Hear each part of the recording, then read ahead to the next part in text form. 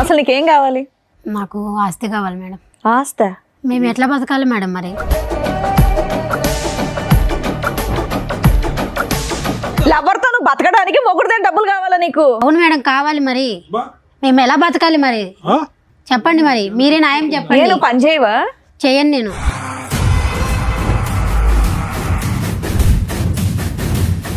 రేణుకా గారు మీరేనా? రండి.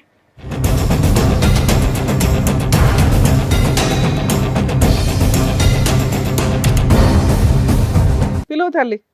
దా బాబు నమస్కారం, కూర్చో. ఇతనేనా రెడ్ హ్యాండ్? మేడం ఏమ్మా రేణుక, అసలు నీకేం కావాలి? మాకు ఆస్తి కావాలి మేడం. ఆస్తా? ఎందుకు? లవర్ ఉన్నాడు కదా, ఇంకా ఆస్తి ఎందుకు? మేము ఎట్లా బతకాలి మేడం మరి? ఇగో కాళ్ళు ఇరుగుతాయి అంటారు చూడు.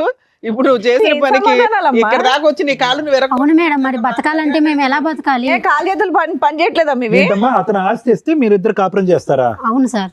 అందుకే నా ఆస్తి సంతకానికి పిలుస్తుంది. ఆవిడ చూడమంటారేంటి సార్? మీకు బుద్ధి లేకపోతే? ఏమండి మీ ఆస్తి మీకు కావాలంట? కదా బుద్ధి లేదు ఇక్కడ. మీ ఆస్తి కావాలంటే అలాంటి పని మళ్ళీ అమ్మాయి కావాలి ముర్రా అని నువ్వు అడుగుతున్నావు. రెడ్ హ్యాండెడ్ గా దొరికితే పని చేసుకుని మీ ఆవిడంటే ఇష్టం కదా, వాళ్ళిద్దరిని పోషించండి. వాళ్ళిద్దరు ఒక ఇంట్లో ఉంటారు, మీరు సంపాదించి డబ్బులు పంపించండి వాళ్ళకి. అలా కాదు, మీరేమో వచ్చి భారీ కావాలి అని అంటున్నారు, ఆమె ఏమో వచ్చి మీ ఆస్తి కావాలంటుంది. ఎందుకంటే సురేష్ ఆవిడ కలిపి లగ్జరీ. ఏంటండి ఇది? నాకు చాలా కామెడీగా ఉంది. ఏ కామెడీ లేదేం లేదు. ఇద్దరిని తీసుకెళ్ళి లోపల వేయడమే. ఎందుకు వేస్తాడు మేడం లోపల? సిగ్గుందా నీకు? ఏం మాట్లాడుతున్నావు? ఎందుకే లవర్తో నువ్వు బతకడానికి మొగుడితే డబ్బులు కావాలా నీకు? అవును మేడం కావాలి మరి.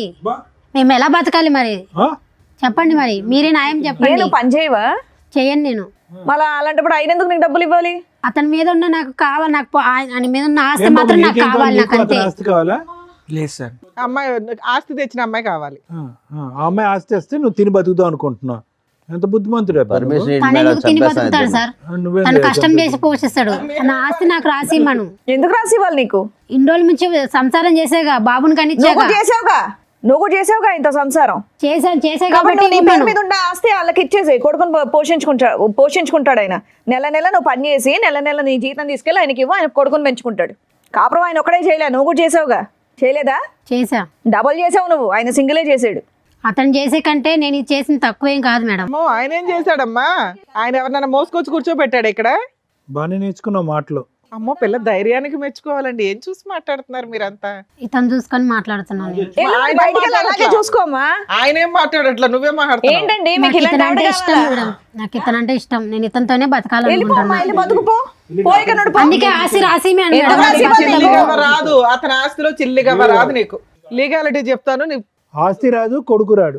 నీ కొడుకు ఎలాగా మీకేంటండి? మీరు చెప్పండి. ఇవిడ కావాలా? ఇంకా ఆయన చెప్పవసరం, మనం చెప్దాం. ఆయనకేం తెలుసు? కూర్చొని వినండి. మీరే ఏదో ఒకటి చేయండి మేడం. అందుకే కూర్చొని చేసేది వినండి. ఏం లేదు. నా ఆస్తి ఇవ్వండి, నేను అతను నీ ఆస్తా? నా ఏంటినా నీ ఆస్తి అను. ఉండుండమ్మా, నీకు ఎలాంటి ఆస్తులు ఇవ్వాలో, ఎలాంటి ఆస్తులు పంచిపెట్టాలో డాక్టర్ గారు, అడ్వకేట్ మేడం చెప్తారో వినండి. సార్, ఇక్కడ ఎవరికన్నా కౌన్సిలింగ్ ఇవ్వాలంటే రాము గారికి ఇవ్వాలేమో. ఏంటంటే ఇది అస్సలు అర్థం పద్ధం లేనటువంటిదండి. చూసేటటువంటి ప్రేక్షకులు కూడా విచిత్రం అనుకుంటారు. అసలు ఇది మంచితనం అనుకోవాలా, పిచ్చితనం అనుకోవాలా, ఏమనుకోవాలి? మీరు రెడ్ హ్యాండెడ్గా చూశారు మీ భార్యని తప్పు చేస్తుండగా. అప్పటి వరకు మీరు ఆవిడకి ఏమీ తక్కువ చేయలేదు, ఏది కావాలంటే అది తీసుకొచ్చి పెట్టారు. అక్కడ ఉన్నప్పుడు ఓకే, ఏదో చూశానంటే కనుక క్షమించేద్దాం సార్, వదిలేద్దాము, ఎందుకంటే బాబు ఉన్నాడు అనేది కొంతవరకు మాకు అర్థమైంది. ఇక్కడికి వచ్చి కూర్చున్న తర్వాత బహిరంగంగా ఇక్కడ కూర్చుని పక్కన ఆ అబ్బాయిని పెట్టుకుని ఇతను కావాలి ప్లస్ నీ ఆస్తి కావాలి అన్నా కూడా ఇప్పటికీ కూడా మీకు ఒక పౌరుషం రావట్లేదు, కోపం రావట్లేదు. ఇప్పటికి కూడా మారితే కనుక భార్యని పట్టుకెళ్దాం అని అంటున్నాం. అసలు ఏ కోసానైనా కూడా ఆ అమ్మాయిలో ఒక మానవత్వం, ఒక మంచితనం ఉందా? ఒక బిడ్డకి తల్లిలా మాట్లాడుతుందా? మిగతా సంగతి వదిలేసేయండి. మీరు అనుమానం పడతారు, కొడతారు, తిడతారు, హింస పడతారు, తాగొస్తారు, ఇవన్నీ తర్వాత మాట్లాడుకుందాం. కానీ ఆ కొడుకు ఏం తప్పు చేశాడు? ఆ కొడుకు సాక్షిగా ఈరోజు ఈ అమ్మాయి అబద్ధాలు ఆడుతుంది. రాముగారు ఒకటి గుర్తుపెట్టుకోండి, బాబు మీరు ప్రేమించారు, ఓకే, ప్రేమించి పెళ్లి చేసుకున్నారు. ఎక్కడో మారుమూల ప్రాంతం నుంచి పగలనక రాత్రనక కాయ కష్టం చేసుకుని ఇంట్లో అన్ని సుఖాలు తీసుకొచ్చి పెట్టారు. ఈ అమ్మాయి ఈ పక్కన సురేష్ ఎప్పటి నుంచి నడిపిస్తుంది రాయబారం? 4 సంవత్సరాలు బట్టి. అంటే ఈ అమ్మాయికి బాగా అలవాటైనటువంటి సీక్వెన్స్ ఏంటంటే ఇక్కడ తినటం, అక్కడ సుఖపడటం. ఇది అలవాటైపోయింది ఈ సీక్వెన్స్. ఎప్పటి వరకు అలవాటు అయ్యింది అంటే కనుక ఎప్పుడైతే ఇది సాఫీగా మీ కళ్ళకు కనిపించకుండా నడిచిందో అప్పటి వరకు కొనసాగింది. దురదృష్టం ఏంటంటే ఇది 4-5 సంవత్సరాలు బట్టి నడిచేటటువంటి ఈ కథ 4 నెలల క్రితమే మీ కళ్ళెదురుగుంటా పడింది. అప్పటి నుంచి మీరు ఎక్కడికి వెళ్తున్నావు, ఏం చేస్తున్నావు, ఇలా రకరకాలు ప్రశ్నించేటప్పటికి పెట్టి బేడా చదువుకుని కొడుకును కూడా వదిలేసి అక్కడికి వెళ్ళిపోయింది. కానీ ఈవిడికేంటి, కేవలం సురేష్ ఒకటే వద్దు, ఎందుకంటే 4 years పాటు సురేష్తో పాటు కాపురం చేస్తూ మీ సుఖాలన్నీ అనుభవిస్తుంది, ఆస్తి తీసుకెళ్ళి ఆడికి పెడతాను. ఆడ పెడుతుంది. కాబట్టి ఇప్పుడు కావాల్సింది ఏంటంటే కనుక ఇప్పుడు సురేష్ కావాలి, ప్లస్ మీ దగ్గర ఉండే లగ్జరీ కావాలి. సో అది లేకుండా ఆవిడ వదిలేయట్లేదు. వాస్తవానికి ఈరోజు మీరు నిజంగా అదృష్టవంతులు, ఈ అమ్మాయి బయటికి వెళ్ళిపోవటం అనేది. లేదంటే ఇక్కడే ఉందనుకోండి, సురేష్ కావాలి, మీ అనుమానం వద్దు, ప్లస్ మీ ఆస్తి కావాలంటే రాత్రి మీ ముక్కు మీద ఒక పిల్లో పెట్టి చంపేసి ఉండేది ఈ అమ్మాయి, ఆ సురేష్ హెల్ప్ తీసుకుని. ఎందుకు ఆ మాట అంటున్నాను అంటే కనుక ఎక్కడ కూడా ఏ కోసాన కూడా ఆ అమ్మాయికి ఒక పశ్చాత్తాపం కానీ, బాధ కానీ, ఒక ఆలోచన కానీ ఏమీ లేదు. గర్వంగా మాట్లాడుతుంది. కరెక్టే సార్, అలానే ఉంది ఇప్పుడు. సో ఒకటి వినండి రాము గారు, మీరు ఏదన్నా చేయాలి అని అనుకుంటే బాబున్నాడు అనే పాఠం ఆపేసేయండి. బాబుకు ఒక మంచి భవిష్యత్తు కావాలి అంటే కనుక బాబు కేవలం ఒక తల్లిని చూడటమే కాదు, మంచి వాతావరణం చూడవలసినటువంటి అవసరం కూడా ఉంది. ఇటువంటి తల్లి ఆ అబ్బాయికి ఉంది అంటే కనుక రేపొద్దున ఆ అబ్బాయి పెద్ద అయిన తర్వాత మిమ్మల్ని అడుగుతాడు, ఏంటి నాన్న అమ్మ క్యారెక్టర్ ఇలాంటిది అట్టు కదా, సురేష్ అనేటటువంటి అంకుల్ వచ్చిపోతున్నాడు, ఏంటి నాన్న ఏంటి కథ జరుగుతుంది అంటే కనుక ఏదో రోజు ఈ కథ అనేది మీరు మీ అబ్బాయికి చెప్పాలి. చెప్పినప్పుడు బాబు ఏమంటాడు అంటే, ఎందుకు నాన్న అటువంటి తల్లిని ఇంట్లో పోషించావు, ఏమి ఇచ్చింది ఆవిడకి, ఆవిడ మనకేమి ఇచ్చింది అనే మాట అంటాడు. ఏం మాట్లాడతారు? ఆ ప్రశ్నకు మీరు ఏం సమాధానం చెప్దాం అనుకుంటున్నారు? ఒక్కసారి ఆలోచించుకోండి సార్. ఏం చేయాలో అర్థం కాక మీ దగ్గరికి వచ్చాను. మీరు ఇక్కడికి వచ్చినటువంటి కారణం ప్రధానంగా ఏంటంటే మమ్మల్ని కలపండి, మా భార్యను మార్చండి అండి. మార్చాలి అనే కూడా ఈ వేదిక మీద ఉన్నటువంటి మేము ముగ్గురు మార్చాలన్నా కూడా ఆ మార్చగలిగేటటువంటి అక్కడ కూర్చునేటటువంటి వ్యక్తికి కొన్ని క్రైటీరియా ఉండాలి, కొన్ని అర్హత ఉండాలి, కొన్ని లక్షణాలు ఉండాలి, ఆలోచించేటటువంటి విధానం ఉండాలి, కొద్దిగా దిగి ఉండాలి. నేను ఒక బాధ్యత గల స్త్రీని, నేను ఒక తప్పు చేశాను, నా తప్పుని నేను తెలుసుకున్నాను, ఇప్పుడు నా దారిని నేను పడతాను, నన్ను క్షమించండి అనేటటువంటి ఆలోచన ఉండాలి. ఆ అమ్మాయిని వదిలేస్తే కనుక ఈరోజు 2 నిమిషాల్లో మిమ్మల్ని చంపేసి మీ ఆస్తి రాయిపించేసుకుని అతనితో పారిపోయేటట్టుగా ఉంది. అటువంటి వ్యక్తులు మారటానికి అవకాశం లేదు. అటువంటి వ్యక్తుల్ని నాకు ఇవ్వండి అని అడగటానికి కూడా వినటానికి కూడా బాలేదు. సో ఈరోజు మీరు పరిష్కారం అని చెప్పి ఇక్కడి వరకు వచ్చారు, ఈ వేదికను నమ్ముకుని వచ్చారు. మీరు నమ్ముకున్నందుకు ఈరోజు ఆ అమ్మాయిని బతుమాలో వామాలో లేదంటే సురేష్కి ఒక 4 తగిలించి ఇక్కడి నుంచి పంపించినా కూడా వ్యక్తిత్వపరమైన లోపం ఉన్నటువంటి మీ భార్య ఎప్పటికీ మారదు. మారినటువంటి వ్యక్తి 10 రోజుల పాటు మీతో ఉంటుంది, తర్వాత మళ్ళీ వెళ్ళిపోతూ ఉంటుంది. మళ్ళీ మీ దగ్గరికి వచ్చి నాకు పైసలు కావాలి, నేను సుఖపడాలి అంటుంది. ఆవిడ కష్టపడదు, అతను పక్కనున్న అతను కష్టపడనివ్వదు, ఈ డబ్బులతోనే వాళ్ళు బ్రతుకుదామని డిసైడ్ అవుతారు. ఒక్కసారి ఆలోచించుకోండి, ఇది ముఖ్యమైనటువంటి అంశం. మీరు ఇక్కడ మాకంటే ముందు వద్దు సార్ దండం, ఇటువంటి వ్యక్తి కాదు, ఇటువంటి పాపాత్మురాలు నాకు వద్దు, ఇలా మోసం చేసినటువంటి వ్యక్తిని ఏ విధంగా శిక్షించి బుద్ధి చెప్పాలన్నది చెప్పండి అని అన్నాను. అమ్మా రేణుక నీ పేరు ఏంటమ్మా, ఏం చూసుకున్నామ్మా నీకు అంత పౌరుషం, అంత గర్వం? ఏది మీ తల్లిదండ్రులకి తెలుసా ఇక్కడ జరిగేటటువంటి వ్యవహారం అంతా? తెలీదు. ఎందుకు తెలియదు అంటే కనుక అక్కడ లవ్ స్టోరీ అని చెప్పి అప్పుడు బయటకు వచ్చేసావు, అప్పుడే చేదరించుకుని వద్దమ్మా అని చెప్పారు. నీ క్యారెక్టర్ బాగా తెలుసు, వాళ్ళకి నీ క్యారెక్టర్ తెలుసు, కానీ పాపం నిన్ను అంత సిన్సియర్గా ప్రేమించినటువంటి రాముకు నీ క్యారెక్టర్ తెలియలేదు. అతనేమనుకున్నాడు, నేను ఒక్కడే లవర్ అని అనుకుంటున్నాడు. కానీ అతను తెలియనటువంటి నిజం ఏంటంటే కనుక అతని వెనకతలు 4 ఉన్నారు క్యూలో అని చెప్పి. నేను ఇలాగే అంట, సురేష్ ఒక్కడే ఉన్నాడని నమ్మకం ఏంటి అంత సుఖపెట్టేటటువంటి రామునే వదిలేసినప్పుడు సురేష్ని నమ్మి ప్రేమించవలసినటువంటి అవసరం ఏంటి? సో కాబట్టి ఇక్కడ ఏంటంటే ప్రేమ అనే దానికి నీకు నిర్వచనం తెలీదు, ప్రేమ అనేటటువంటి సబ్జెక్ట్ గురించి నీకు ఒక ఆలోచన తెలీదు, ఒక ప్రేమించేటటువంటి భర్తని అర్థం చేసుకునే కెపాసిటీ లేదు, ప్రేమించేటటువంటి కొడుకుని చూసుకునేటటువంటి ఆలోచన లేదు నీకు. సో నీకు ఏ అర్హత లేదమ్మా. సింపుల్గా చెప్పాలి అంటే ఆ మనిషిగా ఉండేటటువంటి ఆలోచనలో ఉండే అర్హత లేదు, నీకు ఏ అర్హత లేదు. ఆ పిచ్చోళ్ళ ఉన్నాడు ఆ సురేష్, అతను ఎందుకు వచ్చాడు నీ వెనకట్ల నాకు ఇప్పటికీ అర్థం కావట్లేదు. ఏమయ్యా సురేష్, ప్రేమించుకుంటే వచ్చేస్తావా? అక్కడ భార్య పిల్లలు ఉండరా? అక్కడ కొడుకు బాధ్యత ఉండదా వాళ్ళకి? లేదు సార్, తను ఇట్లా తాగుతుండదు అంటే. తాగితే మధ్యలో దూరిపోతావా? అంటే తాగేటటువంటి అన్ని కాపురాల్లో నువ్వే ఉంటావు మధ్యలోకి వెళ్ళి?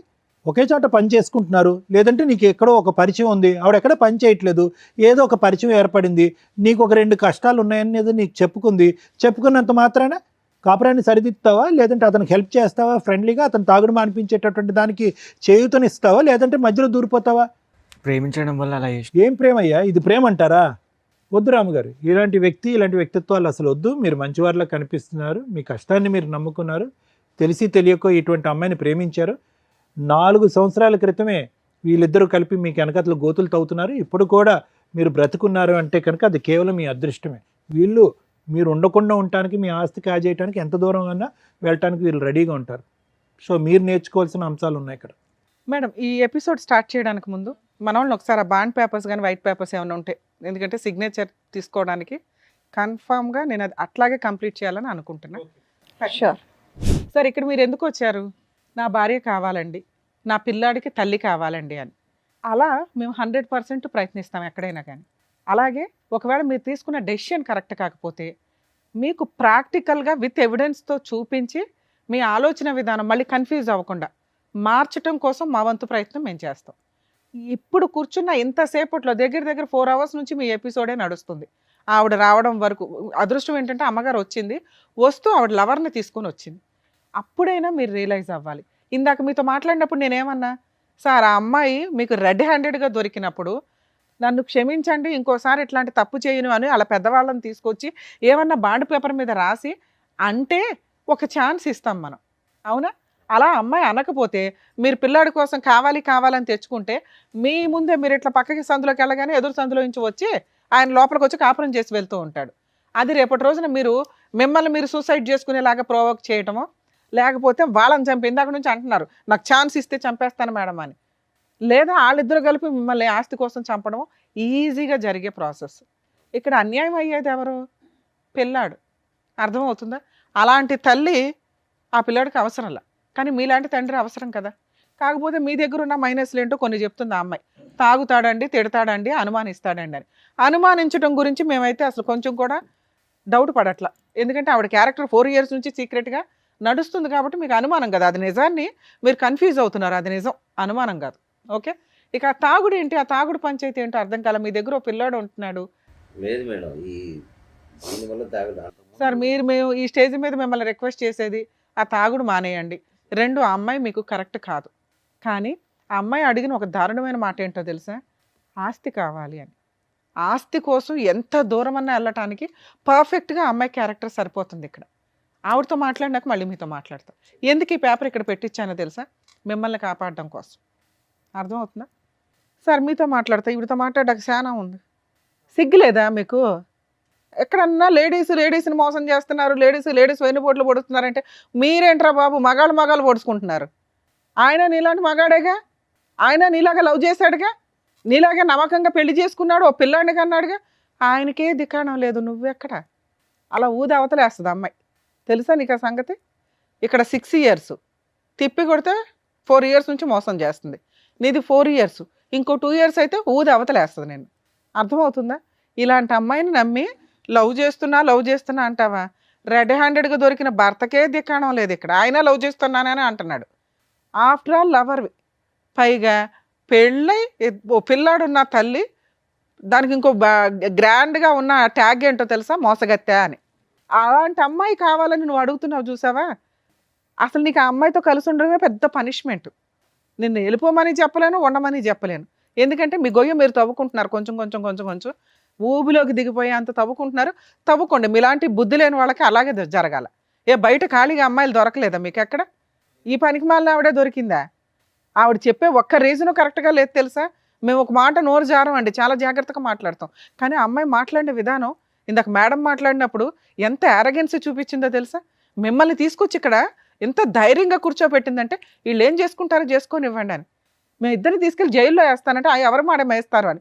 ఇదండి ఈరోజు సమాజంలో జరుగుతున్న తెగింపు. అక్రమ సంబంధాలు పెట్టుకున్న వాళ్ళ యొక్క తెగింపు ఏంటో తెలుసా? తప్పు చేసిన వాళ్ళని కంట్రోల్ చేయడానికి ఎప్పుడు లా అండ్ ఆర్డర్ ఉంటుంది. మీరు 497 సెక్షన్ ఏదైతే తీసి అవతల పడేశారో, ఇలాంటి వాళ్ళందరూ వాయిస్ రేస్ చేసి మాట్లాడుతున్నారు, కుదరకపోతే చంపేస్తున్నారు. అది అబ్బాయిలు చేస్తున్నారు, అమ్మాయిలు చేస్తున్నారు. ఎందుకంటే ఇక్కడ ఒక అబ్బాయి చేశాడు, ఇప్పుడు ఒక అమ్మాయి చేస్తుంది. వీళ్ళిద్దరూ కలిపి సమాజాన్ని బస్టు పట్టించడంలో వీళ్ళు ఒక అడుగు ముందుకేస్తున్నారు. కనీసం ఈ ఎపిసోడ్ చూసే వాళ్ళన్నా ఆ కామెంట్స్లోనూ ఏదన్నా కానీ ఈ అడల్టరీకి సంబంధించి సెక్షన్ని మళ్ళీ ఇంప్లిమెంట్ చేయమని అడిగితే బెటర్ అని నా ఉద్దేశం. ఎందుకంటే సగం జీవితాలు సర్వనాశనం అవుతున్నాయి ఈ అక్రమ సంబంధాల వల్ల. కనీసం అదొక సెక్షన్ ఉంటే పనిష్మెంట్ అన్న భయంతో ఎక్కడో కొంచెం ఊపిరి పోసుకుందాం అని కూడా ఇట్లాంటి ఆలోచన విధానాన్ని కంట్రోల్ చేసుకుంటారని నా ఉద్దేశం. ఏమ్మా ఓకేనా? బయలుదేరు.